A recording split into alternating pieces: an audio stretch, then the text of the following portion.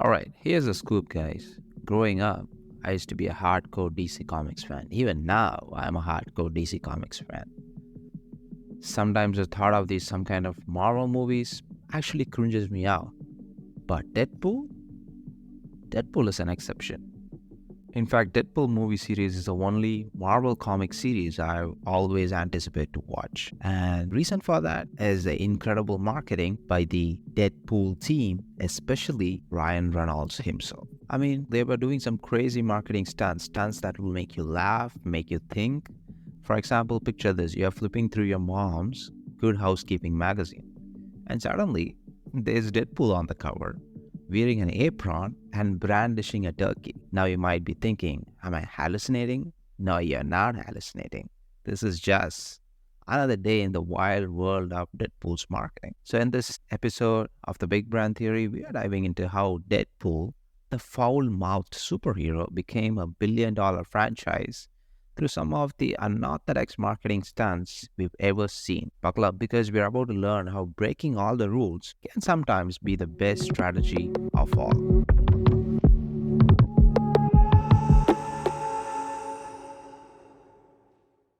Alright, let's rewind a bit.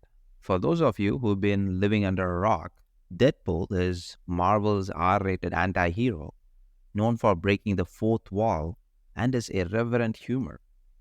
When the first movie was announced, it was actually a risky bet, an R-rated superhero movie. That's not exactly a recipe for box office success, right? But the answer is wrong. The first Deadpool movie, released in 2016, made $783 million worldwide on a budget of just $58 million. That's a return on investment that would make any studio executive's eyes pop out of their head like a, let's say, cartoon character. But here's the real kicker. A big part of that success wasn't just the movie itself. It was the marketing. From the get-go, the Deadpool team knew they had to do something very different. They couldn't rely on the usual superhero marketing playbook of action figures and Happy Meal toys. They needed to capture Deadpool's irreverent spirit and stand out in a crowded marketplace. Yes, guys, when I say crowded marketplace, the superhero marketplace is crowded both sides from Marvel to DC. They have like tons of superheroes and there are tons of superhero movies coming out. So it is a crowded marketplace and you have to be strategic in how you market these superheroes to make the buck. And did Deadpool actually stand out? Yes, they did. By the time Deadpool 2 rolled out, they had perfected their approach. The result, a cool $785 million worldwide, pushing the franchise over the billion-dollar mark. So how did they do it? How did they break through this crowded superhero marketplace where both of these giants, Marvel and DC, are cranking out movies? Well, that's exactly what we are going to see in this episode, and let's break it down. Okay, so let's start with the Good Housekeeping cover I mentioned earlier. This wasn't just a random stunt. It was a perfect example of what marketers call newsjacking, which is basically aligning yourself with popular news or events to ride the wave of public attention. By hijacking a Thanksgiving issue of Good Housekeeping, Deadpool not only got people talking about the movie, but also reached an audience that might not typically be exposed to superhero movie marketing.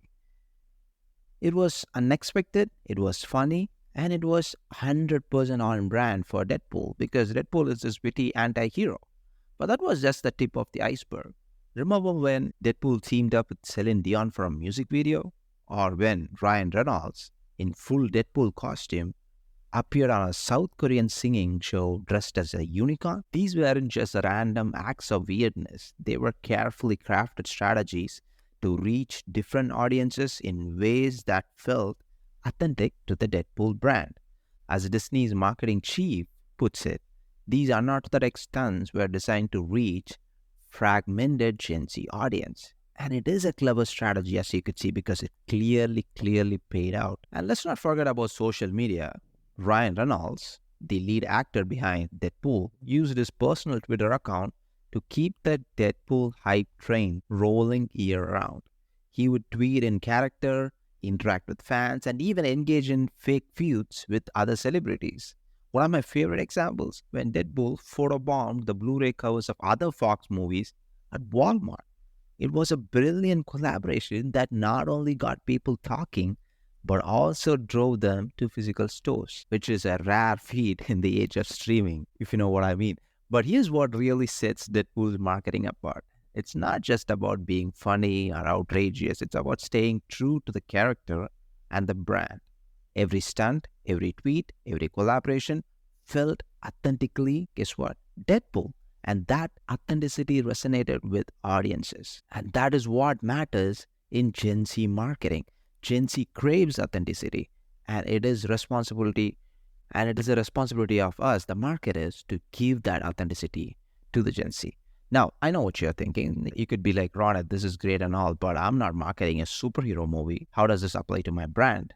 That's a great question. While we can't all dress up in red spandex and crash in a K-pop video, there are some key lessons we can take from Deadpool's success.